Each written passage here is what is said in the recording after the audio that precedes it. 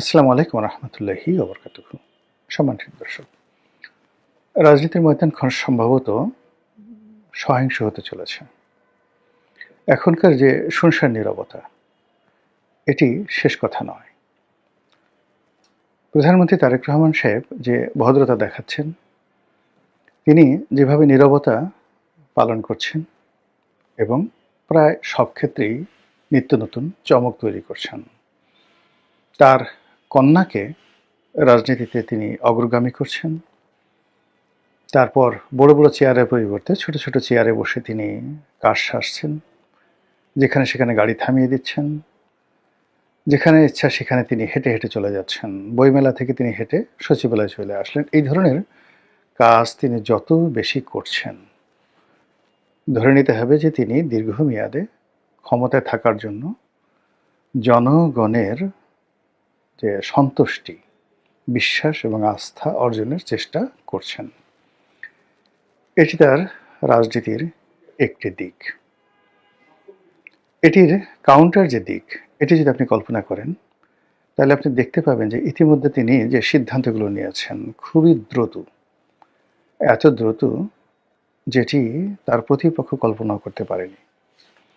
তিনি যেভাবে পুলিশে পরিবর্তন এনেছেন, যেভাবে সেনাবাহিনীতে পরিবর্তন এনেছেন, বিচার বিভাগে পরিবর্তন এনেছেন, মন্ত্রণালয়গুলো সাজিয়েছেন, একজন মন্ত্রীর পেছনে একাধিক উপদেষ্টা, একজন মন্ত্রীর পেছনে একাধিক প্রতিমন্ত্রী যেভাবে লাগিয়ে দিয়েছেন, তাতে করে দাপট দেখাবে, লম্ফজম্প দেখাবে, হাম্বিতম্বি দেখাবে বা মন্ত্রীরা খুব ক্ষমতাধর হয়ে পড়বে মনে হচ্ছে না। অবস্থা দৃষ্টি মনে হচ্ছে কঠোরতার দিক থেকে তিনি আলাউদ্দিন খিলজির নীতি অনুসরণ করছেন। আলাউদ্দিন খিলজি, সম্রাট আলাউদ্দিন খিলজি এবং গিয়াসউদ্দিন বলবনকে বলা হয় ভারতবর্ষের ইতিহাসের সবচেয়ে কঠোর শাসক। তারা তাদের পুরো রাজত্বকে গোয়েন্দা নেটওয়ার্কে আবদ্ধ করে ফেলেছিলেন এবং তাদের মন্ত্রীরা একে অপরের বাসায় দাওয়াত পর্যন্ত খেতে পারতেন না। তাদের পারস্পরিক মেলামেশা বন্ধ ছিল। এরকম একটি অবস্থা এবং তার সুফলও তারা পেয়েছিলেন। আবার অন্যদিকে তিনি যে বিনম্রতা দেখাচ্ছেন, ভদ্রতা দেখাচ্ছেন, এটি দিল্লির শাসক নাসিরউদ্দিন শাহের মতো। আপনারা জানেন গিয়াসউদ্দিন বলবনের মেয়ের জামাই ওই যে দিল্লির সম্রাট নাসিরউদ্দিন শাহ নিজের হাতে রান্না করতেন। রান্না করতে গিয়ে হাত পুড়িয়ে ফেলতেন। তার স্ত্রী একটা দাসী চেয়েছিল, তিনি সেটা দিতে পারেননি, বললেন যে ঠিক আছে, তুমি যেহেতু রান্না করতে পারছো না, আমি রান্না করবো। এরকম নরম প্রকৃতির মানুষ ছিলেন। তো তারেক রহমান সাহেব তার চরিত্রে দিল্লির বাদশাহ নাসিরউদ্দিন আর একই সঙ্গে গিয়াসউদ্দিন বলবন এবং আলাউদ্দিন খিলজির কঠোরতা তিনি অবলম্বন করছেন। তিনি অবস্থা দৃষ্টি মনে হচ্ছে তার অতীতকে ভুলেননি। যার সঙ্গে তার ভালোবাসা ছিল, বিশ্বস্ততা ছিল এবং এই ভালোবাসাগুলো যেগুলো এখনো পর্যন্ত অব্যাহত আছে, তাদের সবাইকে তিনি তার আশেপাশে রেখেছেন। আর যাদের সঙ্গে তার অতীতে ভালোবাসা ছিল কিন্তু এখন ভালোবাসা নেই, তিনি ইতিমধ্যেই এরকম একটা ব্যক্তিত্ব প্রদর্শন করছেন যে অনেকের ঘুম হারাম হয়ে গেছে। আগে যারা হাওয়া ভবনের সাথে সংশ্লিষ্ট ছিল কিন্তু এখন নেই। আগে যারা বিএনপি চেয়ারপারসনের সঙ্গে ভালো সম্পর্ক ছিল কিন্তু এখন বিএনপি চেয়ারপারসন নেই এবং তারাও বিএনপি রাজনীতির সঙ্গে নন। তাদের সবাই দোয়া ইউনূস পড়তেছে যে ইউনূসের জমানাতে আমরা এসছিলাম, ভালোই তো ছিলাম। এরকম একটা দ্বৈত যখন অবস্থা চলছে, তখন রাজনৈতিক কর্তৃপক্ষ হিসেবে যারা প্রকাশ্যে আছেন তাদের অবস্থা কী হবে? সঙ্গতির কারণে এদের উপরে তাপ আসবে, চাপ আসবে। ইতিমধ্যে আপনারা দেখেছেন যে রুমিন ফারহানা তার নির্বাচনী এলাকাতে ব্যাপকভাবে লাঞ্ছিত হয়েছেন, অপমানিত হয়েছেন এবং এভাবে যদি চলতে থাকে তিনি এই ঢাকাতেও আগামীতে খোলামেলা চলাফেরা করতে পারবেন না। আওয়ামী লীগ জমানাতে যেভাবে দিদারসি শেখ হাসিনাকে গালাগাল করতেন, যেভাবে ডক্টর মোহাম্মদ ইউনূসের জমানাতে গালাগাল করতেন, এমনকি ডক্টর মোহাম্মদ ইউনূসের জমানাতে যেভাবে বিএনপির সমালোচনা করতেন তিনি, সেটা অবস্থা দৃষ্টি মনে হচ্ছে তিনি পারবেন না, একেবারেই পারবেন না। তিনি যতই হাঁসের মালিক হন, হাঁসকে আদর করেন, যতই তিনি রায়বাগানী হন, রাষ্ট্রশক্তির সঙ্গে আসলে পারা যায় না। আর তিনি এমন একটা অবস্থায় পৌঁছে গেছেন। সব কথা, তিনি আমার খুব স্নেহভাজন ছোট বোন, সব কথা বলা যাবে না, তিনি খুব ভালো করে জানেন। তার ব্যক্তিগত জীবন, তার পারিবারিক জীবন, তার রাজনৈতিক জীবন বিএনপির সাথে এমন জটিলতা তৈরি করেছে, সেই জটিলতার সঙ্গে অনেক কিছু জড়িত, যেটি তিনি রাতারাতি সমাধান করতে পারবেন না। মরে গেলেও তিনি সমাধান করতে পারবেন না। আজ জাহিদকে, ডাক্তার জাহিদ, যে তাকে যে মন্ত্রী পরিষদে নেওয়া হলো, উপদেষ্টা মণ্ডলীতে নেওয়া হলো, মূলত রুমিন ফারহানাকে অপমান করার জন্য। আপনারা তো সবাই জানেন যে ডাক্তার জাহিদের সাথে রুমিন ফারহানার যে একটা স্ক্যান্ডাল, এটি নিয়ে মানে রুমিন ফারহানা বা জাহিদ কেউ কোনো কথা বলেননি, কিন্তু এই স্ক্যান্ডালটা সারা বাংলাদেশে মশহুর হয়ে গেছে।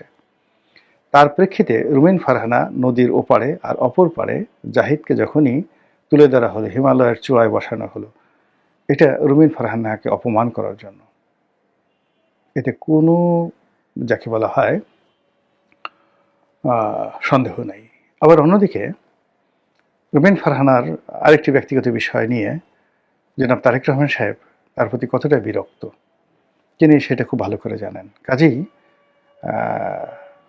যারা এই ভিতরে ঘটনা জানে না, তারা হয়তো রুমিন ফারহানা ওখানে স্বতন্ত্র নির্বাচন করে এসছেন, জয়লাভ করে এসছেন, হাঁস মাস প্রায় চলে আসছেন, তিনি খুব হাসি খুশি এতে তালি বাজাচ্ছেন। কিন্তু যদি তারেক রহমান সাহেব প্রতিহিংসা পরায়ণ হন, যেটিকে বলা হয় ভিনডিকটিভ, তাহলে রুমিন ফারহানার খবর আছে, ভীষণ রকম খবর আছে। আর যদি তিনি ভিনডিকটিভ না হন, প্রতিহিংসা পরায়ণ না হন, তবুও রুমিন ফারহানার রাজনৈতিক ভবিষ্যৎ যতদিন তারেক রহমান সাহেব আছেন এখানে কোনো রকম সম্ভাবনা নাই। বরং অতি উৎসাহী যারা লোকজন রয়েছেন, তারা তারেক রহমান সাহেবকে খুশি করার জন্য অলক্ষ্যে অনেক কিছু ঘটিয়ে ফেলতে পারবেন। কাজেই আমার যে প্রিয় বোন, তাকে সাবধান হতে হবে। একই সঙ্গে আমার ছোট ছোট যারা ভাই, সার্জিস, হাসনাত, মাহফুজ, তো তারাও আগের মতো করে চলাফেরা করতে পারবেন না। ইতিমধ্যে যে মাসুদ হাতিয়া থেকে এমপি হয়েছেন, মংলা মাসুদ, তো তিনি, তার এলাকাতে মারামারি হয়েছে বিএনপি এবং আওয়ামী লীগের সঙ্গে। নির্বাচন এলাকায় তিনি ওইবার আসছেন, দ্বিতীয়বার তিনি আর এই কাজ করতে পারবেন না। ঢাকাতেও তিনি সেই যে পোর্টে কী করেছেন তার বিরুদ্ধে নিঃসন্দেহে দেখবেন খুব দ্রুত দুর্নীতির মামলা হবে, খুব দ্রুত দুর্নীতির মামলা হবে। এটা থেকে তিনি রক্ষা করতে পারবেন না। এবং একইভাবে অন্যান্য যে সকল জুলাই বিপ্লবী আছেন, প্রথমত তাদের বিরুদ্ধে প্রচার চালানো হবে, অপপ্রচার চালানো হবে। তারপর তাদের ব্যক্তিগত জীবন নিয়ে নানা রকম প্রশ্ন করা হবে, তাদের ইমেজ সংকটে ফেলে দেওয়া হবে, এবং একটা সময় তারা ধৈর্য হারিয়ে ফেলবেন। এবং ধৈর্য হারিয়ে ফেলানোর পরে একটা যে কোনো একটা অকারেন্স ঘটে গেলে এবং তার প্রেক্ষিতে যদি হুট করে সরকার একটা সিদ্ধান্ত নিয়ে ফেলে, কাউকে অ্যারেস্ট করে ফেলে, কারো কিছু বলার থাকবে না। এবং এটা ঘটে, অনেক ঘটে। আমার নিজের জীবনেই তো দেখুন, যে এই যে ইন্ডিপেন্ডেন্ট টেলিভিশনের যে ঘটনাটি আমার জীবনে ঘটলো, এটা প্ল্যান্ড। দীর্ঘদিন ধরে 2 মাস 3 মাস ধরে আমাকে প্রভোগ করা হচ্ছিল, আর 3 মাস ধরে আমি ধৈর্য ধারণ করছিলাম যে ধরনের ঘটনা যেন না ঘটে। সালমান এফ রহমান সাহেবের যারা লোকজন আছেন, তারা আমার নির্বাচনী এলাকাতে গিয়ে তাণ্ডব করলো, আমার বাড়ি ঘরে গিয়ে তাণ্ডব করলো। আমি ধৈর্য ধারণ করলাম। আমার অফিসে 2 মাস ধরে তারা সেই সকালবেলা এসে টেলিভিশনের ক্যামেরা সেট আপ করে থাকে, সন্ধ্যা পর্যন্ত বসে থাকে। আমি রাত্রে টকশোতে যাই, রাতে 2টা 2:30টা পর্যন্ত তারা আমাকে ফলো করে। আমার বাসার সামনে ক্যামেরা। মানে এই 2 মাস যাবত যে কাজগুলো করেছে সেগুলোকে ইগনোর করে আমি আমার মতো করে চলছিলাম। কিন্তু একটা সময় এসে অল অন এ সাডেন দেখা গেল যে ছোট্ট একটা যে দুর্ঘটনা, সেই দুর্ঘটনার ফলে ওই ছোট্ট একটা ভিডিও ফুটেজ তারা নিয়ে সেটার মাধ্যমে আমার পুরো রাজনৈতিক ক্যারিয়ার, মানে আমার জেলে যাওয়ার সঙ্গে সঙ্গে আমার অভিমান, শেখ হাসিনার প্রতি আমার যে বিশ্বাস এবং আস্থা, সেটা নষ্ট হয়ে যাওয়া, এমপিগিরি করার প্রতি আমার যে আগ্রহ, সেই আগ্রহটা পার্মানেন্টলি নষ্ট হয়ে যায় ওই একটি ঘটনার মাধ্যমে। এবং আজকে এই যে রাজনীতিতে যাচ্ছি না,